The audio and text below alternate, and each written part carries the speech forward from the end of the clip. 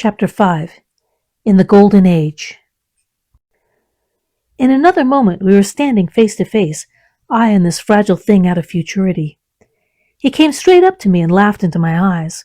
The absence from his bearing of any sign of fear struck me at once. Then he turned to the two others who were following him and spoke to them in a strange and very sweet, liquid tongue. There were others coming, and presently a little group of perhaps 8 or 10 of these exquisite creatures were about me. One of them addressed me. It came into my head, oddly enough, that my voice was too harsh and deep for them, so I shook my head and, pointing to my ears, shook it again. He came forward, hesitated, and then touched my hand. Then I felt other soft little tentacles upon my back and shoulders. They wanted to make sure I was real. There was nothing in this at all alarming. Indeed, there was something in these pretty little people that inspired confidence, a graceful gentleness, a certain childlike ease. And besides, they looked so frail that I could fancy myself flinging the whole dozen of them about like ninepins. But I made a sudden motion to warn them when I saw their little pink hands feeling at the time machine. Happily then, when it was not too late, I thought of a danger I had hitherto forgotten, and reached over the bars of the machine. I unscrewed the little levers that would set it in motion, and put these in my pocket. Then I turned again to see what I could do in the way of communication. And then, looking more nearly into their features, I saw some further peculiarities in their Dresden china type of prettiness. Their hair, which was uniformly curly, came to a sharp end at the neck and cheek. There was not the faintest suggestion of it on their face, and their ears were singularly minute. The mouths were small, with bright red, rather thin lips, and the little chins ran to a point. The eyes were large and mild, and, this may seem egotism on my part, I fancied even that there was a certain lack of interest I might have expected in them. As they made no effort to communicate with me, but simply stood round me smiling and speaking in soft cooing notes to each other, I began the conversation. I pointed to the time machine and to myself. Then, hesitating for a moment how to express time, I pointed to the sun. At once a quaintly pretty little figure in checkered purple and white followed my gesture, and then astonished me by imitating the sound of thunder. For a moment I was staggered, though the import of this gesture was plain enough. The question had come into my mind abruptly. Were these creatures fools? You may hardly understand how it took me. You see, I had always anticipated that the people of the year 800 and 2000 odd would be incredibly in front of us in knowledge, art, and everything. Then one of them suddenly asked me a question that showed him to be on the intellectual level of one of our 5-year-old children. Asked me, in fact, if I had come from the sun in a thunderstorm. It let loose the judgment I had suspended upon their clothes, their frail limbs and fragile features. A flow of disappointment rushed across my mind. For a moment I felt that I had built the time machine in vain. I nodded, pointed to the sun, and gave them such a vivid rendering of a thunderclap as startled them. They all withdrew a pace or so and bowed. Then came one laughing towards me, carrying a chain of beautiful flowers altogether new to me, and put it about my neck. The idea was received with melodious applause, and presently they were all running to and fro for flowers, and laughingly flinging them upon me until I was almost smothered with blossom. You who have never seen the like can scarcely imagine what delicate and wonderful flowers countless years of culture had created. Then someone suggested that their playthings should be exhibited in the nearest building, and so I was led past the sphinx of white marble, which had seemed to watch me all the while with a smile at my astonishment, towards a vast grey edifice of fretted stone.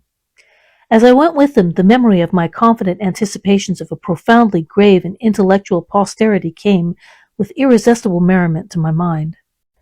The building had a huge entry, and was altogether of colossal dimensions.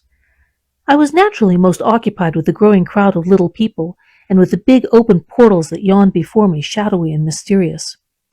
My general impression of the world I saw over their heads was a tangled waste of beautiful bushes and flowers, a long-neglected and yet weedless garden. I saw a number of tall spikes of strange white flowers, measuring a foot perhaps across the spread of their waxen petals. They grew scattered as if wild among the variegated shrubs, but as I say, I did not examine them closely at this time. The time machine was left deserted on the turf among the rhododendrons.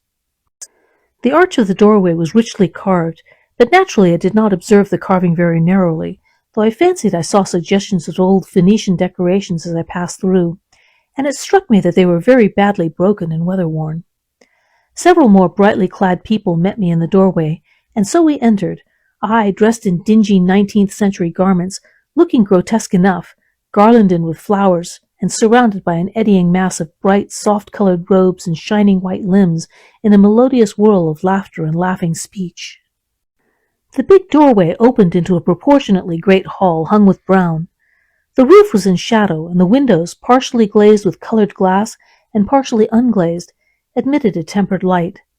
The floor was made up of huge blocks of some very hard white metal, not plates or slabs, blocks, and it was so much worn, as I judged by the going to and fro of past generations, as to be deeply channeled along the more frequented ways. Transverse to the length were innumerable tables made of slabs of polished stone, raised perhaps a foot from the floor, and upon these were heaps of fruits. Some I recognized as a kind of hypertrophied raspberry and orange, but for the most part they were strange. Between the tables was scattered a great number of cushions. Upon these my conductors seated themselves, signing for me to do likewise.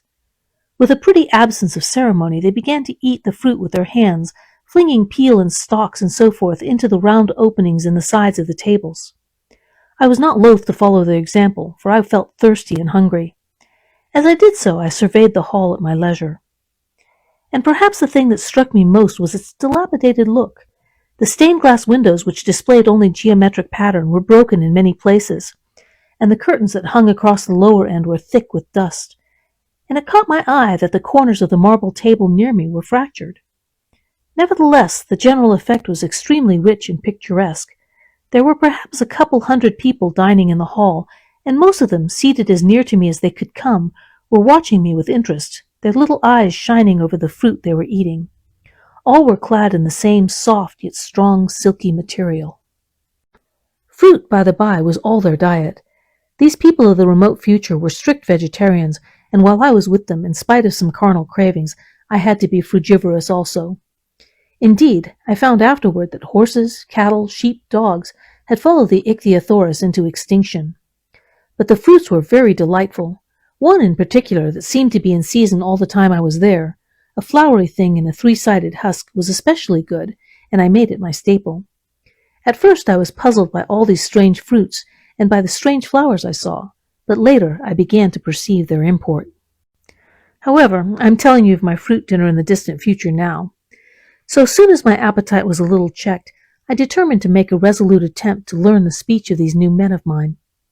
Clearly that was the next thing to do. The fruit seemed a convenient thing to begin upon, and holding one of these up, I began a series of interrogative sounds and gestures. I had some considerable difficulty in conveying my meaning.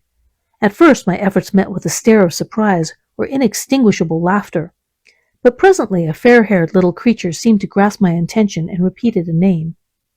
They had to chatter and explain the business at great length to each other, and my first attempts to make the exquisite little sounds of their language caused an immense amount of genuine, if uncivil, amusement. However, I felt like a schoolmaster amidst children and persisted, and presently I had a score of noun substantives at least at my command. And then I got to demonstrative pronouns, and even the verb to eat. But it was slow work, and the little people soon tired and wanted to get away from my interrogations, so I determined, rather of necessity, to let them give their lessons in little doses when they felt inclined. And very little doses I found they were before long, for I never met people more indolent or more easily fatigued.